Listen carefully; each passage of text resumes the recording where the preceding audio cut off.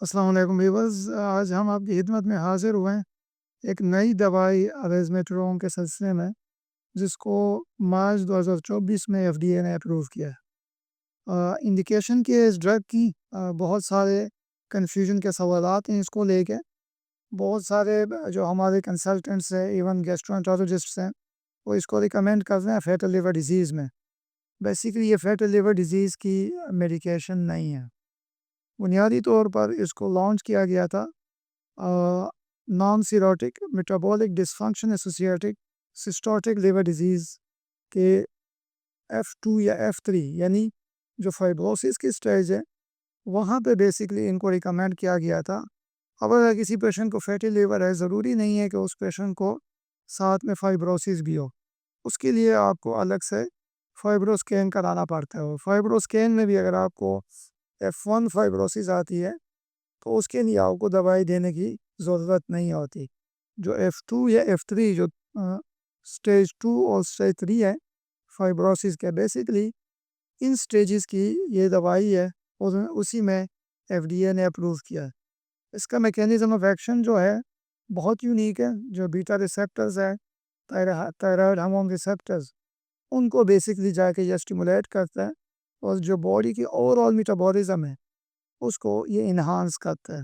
Metabolism बढ़ने के साथ साथ आपके जो बाकी फंक्शंस है, बॉडी के फिजियोलॉजिकल फंक्शंस, वो भी बूस्ट हो जाते हैं। सो काफ़ी मिसकंसेप्शन इस दवाई की इर्द गिर्द सर्कुलेट कर रही हैं। विदाउट फाइब्रोस्कैन और विदाउट डॉक्यूमेंटेशन ऑफ फाइब्रोसिस इस दवाई को रिकमेंड करना गाइडलाइंस के अगेंस्ट है। छोटे मोटे साइड इफ़ेक्ट्स बिल्कुल एक्सपेक्टेड हैं, पर्टिकुलरली प्रोवाइटर्स जो 10 to 12% केसेस में नोट किया गया है।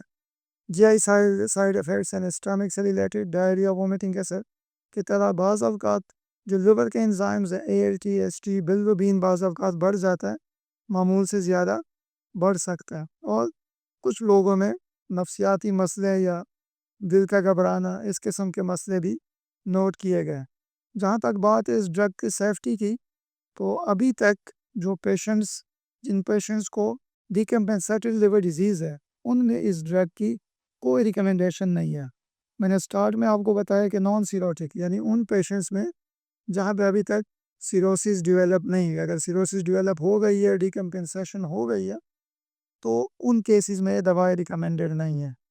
जो रीनल एस्पेक्ट है इस ड्रग का, तो अभी तक कोई ऐसी स्टडी नहीं है कि जिसमें ये कहा गया हो कि ये डोज एडजस्टमेंट इसकी चाहिए होती है रीनल पेशेंट्स में।